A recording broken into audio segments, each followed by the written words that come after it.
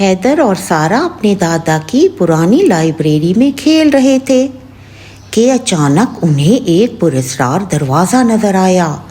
دروازے پر چمکتے ہوئے الفاظ لکھے تھے، صرف بہادر ہی اندر جا سکتے ہیں۔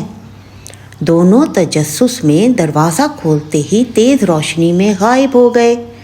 جب آنکھیں کھلیں تو وہ ایک عجیب و غریب جنگل میں کھڑے تھے جہاں نیلی گھاس اور چمکتے درخت تھے۔ اچانک ایک چھوٹا بونا نمودار ہوا اور بولا، اگر تم واپس جانا چاہتے ہو تو جادوئی موتی ڈھونڈنے ہوں گے۔ حیدر اور سارہ ہمت کر کے آگے بڑھے، مگر راستے میں ایک دلدل آ گئی۔ حیدر اس میں گرنے لگا، لیکن سارہ نے فوراً ایک مضبوط شاخ پکڑ کر اسے باہر نکال لیا۔ جیسے ہی وہ آگے بڑھے، انہیں ایک درخت نظر آیا جس کے نیچے روشنی جھلک رہی تھی۔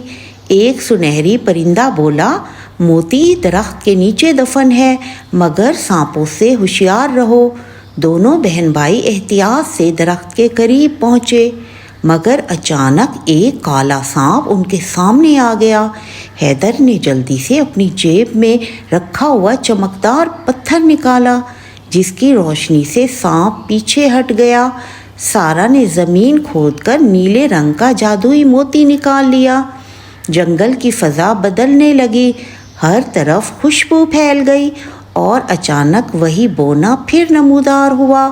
وہ خوش ہو کر بولا، تم نے بہادری اور عقل سے کام لیا، اب جادوئی دروازہ کھل جائے گا۔ جیسے ہی دونوں بچے دروازے میں داخل ہوئے، ایک لمحے میں خود کو دوبارہ لائبریری میں پایا۔ دروازہ غائب ہو چکا تھا، مگر حیدر کی جیب میں وہی نیلا موتی چمک رہا تھا۔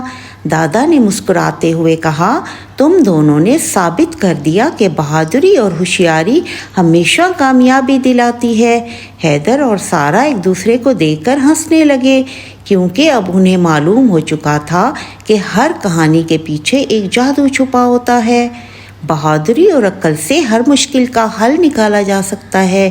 ٹیم ورک ہمیشہ کامیابی کی کنجی ہے، کبھی بھی ہمت نہیں ہارنی چاہیے۔